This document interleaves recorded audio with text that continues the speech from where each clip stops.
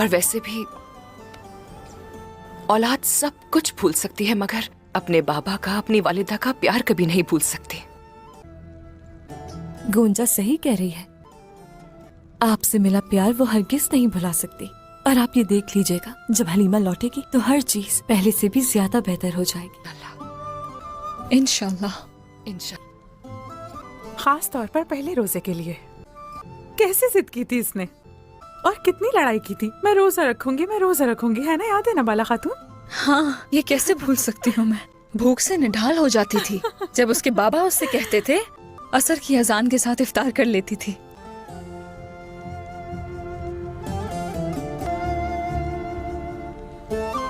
मरियम, तुम्हें अपना पहला रोजा याद है?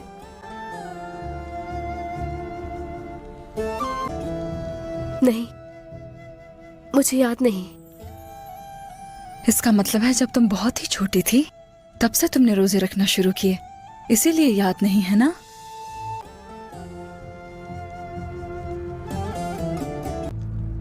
सोफिया ने अगर मुंह ना खोला तो क्या होगा? वो अपना मुंह खोलेगी। अब तो उसे बचाने वाला उसका दोस्त उलूगान भी नहीं रहा। उसकी सारी उम्मीदें खाक में मिल जाएंगी। कोई रास्ता नहीं बचा मुंह खोलने के सिवा उसके पास।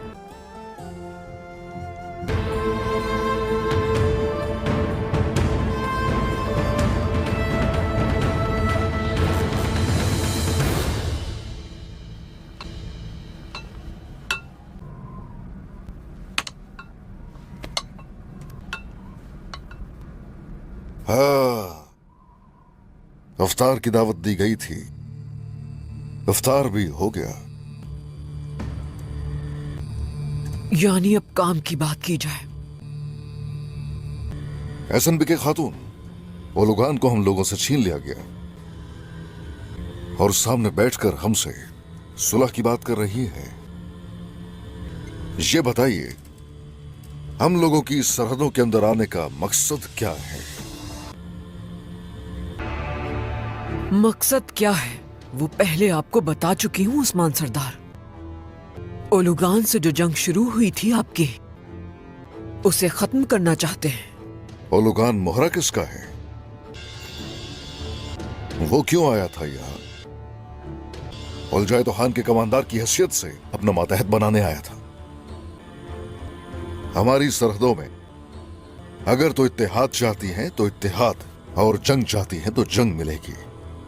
अगर आप लोग चाहते हैं कि सर झुकाएं तो रुक जाओ, कुछ ऐसा नहीं होने वाला।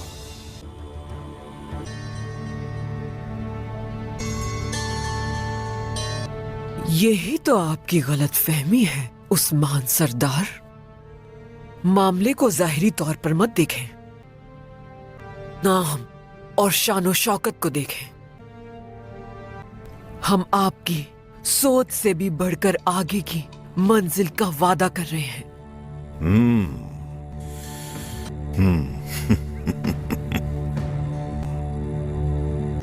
हमारे ख्यालात से भी परे की है वो मंजिल। आंखें खोलने में हमारी मदद करें एहसन बिके खातून। अगर आप सब तुर्कमान दुरुस्सफ का इंतखाब कर लें, उससे मशरिक में मंगोलों की ताकत में इजाफा होगा और मगरिब में खतरे के बजाय फायदा होगा।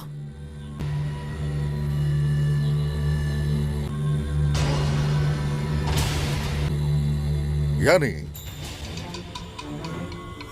मंगोलों की तलवार मशरिक में चलेगी और हम मगरिब में बाजंतीनियों से बरसरे पैकार होंगे। सही कह रहा हूं ना मैं आपसे इत्तेहाद की बात कर रही हूं, लेकिन आप इल्हाक चाहते हैं।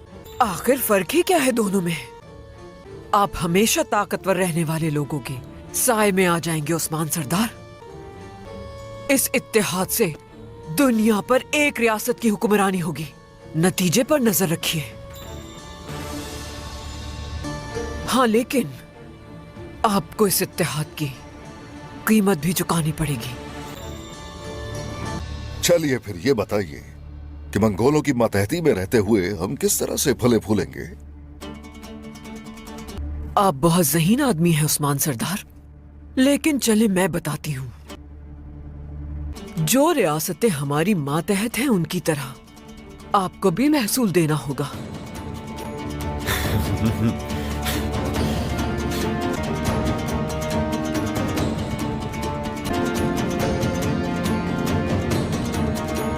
इस किस्म की पेशकश के लिए हमारा जवाब हर किसी के लिए वाज़ेह है। ओलुगान को भी कहा था, आपको भी कह रहा हूं।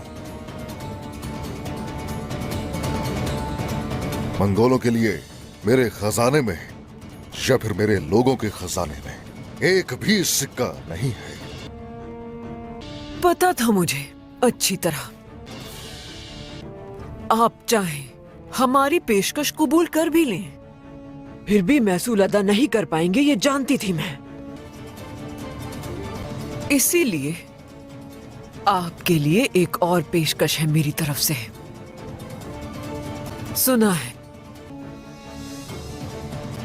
आपकी बेटी फातिमा खूबसूरत है बहुत। बाबा, ये आप क्या कह रही हैं खातून? रुक जाओ।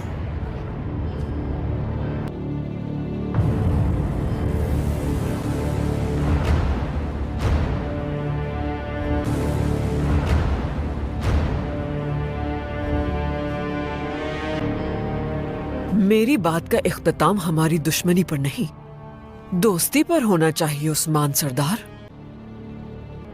अगर आप अपनी बेटी का रिश्ता मेरे बेटे सारगोन के लिए देते हैं तो मंगोल सल्तनत से आपका ताल्लुक बगैर मौसूल और ताकतवर सरदार के तौर पर होगा। अब सुनिए, आपने मदऊ किया अफ्तार के लिए बहुत शुक्रिया। इस मेहमान नवाजी का एहतराम है, लेकिन आपकी किसी बात पर अमल नहीं होगा और ना ही ऐसा होने दूंगा मैं।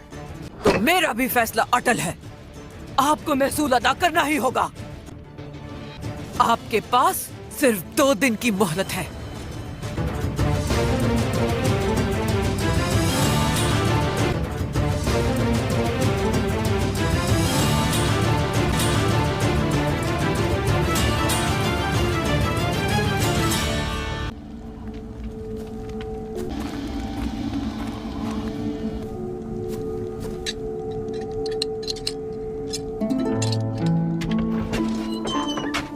बोएना, क्या करने आई हो तुम यहाँ? खाला,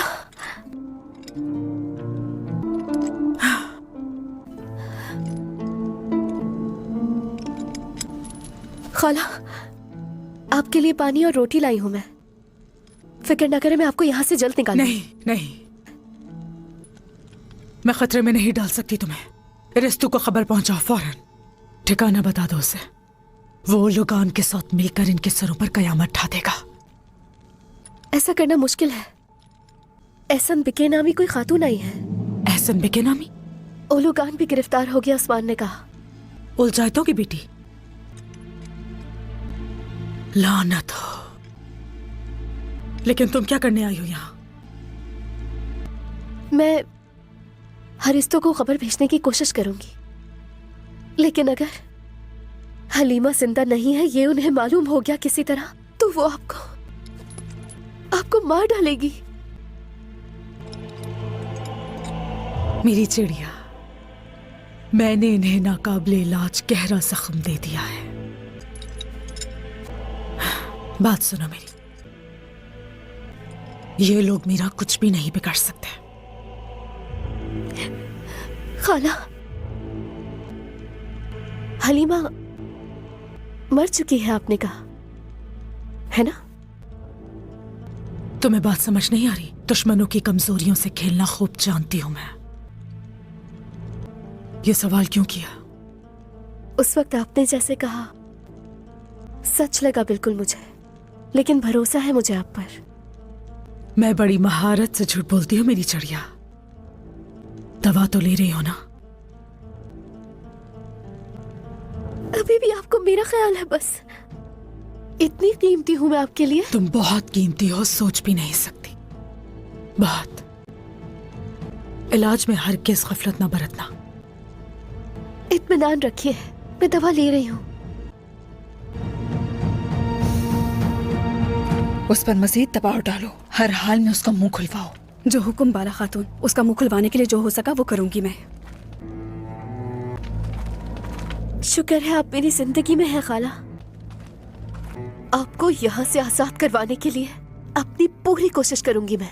तुम रो नहीं, ये हालत तुम्हें सेब नहीं देती। वो है ना, मैं और तुम बहुत मजबूत हैं। इस सूरत हाल से दूर हो जाऊंगी मैं।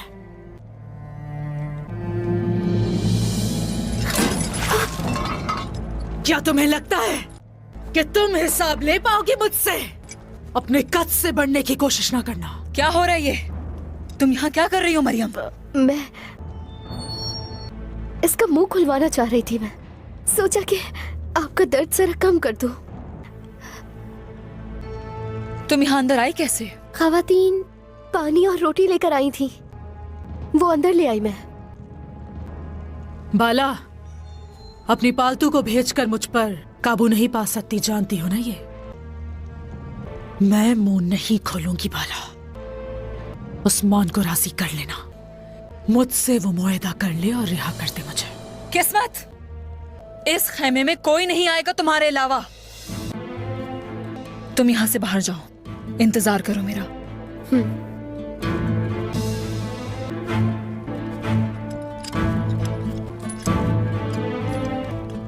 भूख लगी है सोफिया? जानती हूँ तुम्हें अपनी जान प्यारी है, लेकिन ये तुम्हारे पास आखिरी मौका है। अगर तुमने मुंह खोला अभी तो खाना भी मिल जाएगा और सुकून से सो भी जाओगी, लेकिन अगर अब भी तुमने मेरी बात नहीं माननी तो तुम्हारी मर्जी। बाला, तुम्हें लगता है तुम मुझे आजमा सकती हो ऐसे?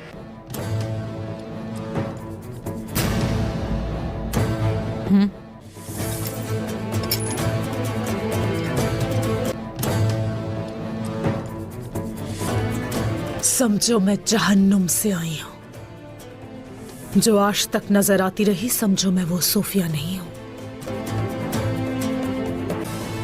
तुम ये सब करके मुझे मजबूर कर रही हो उकताने पर, लेकिन बिलाखिर कौन उकताता है देखेंगे। देख लेंगे सोफिया, कौन उकताता है।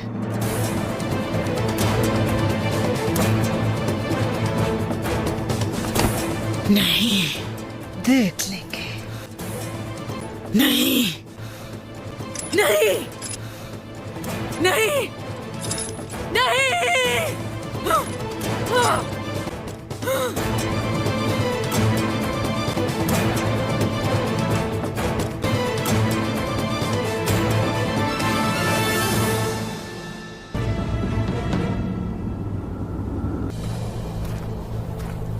चलो शैतान, आज सब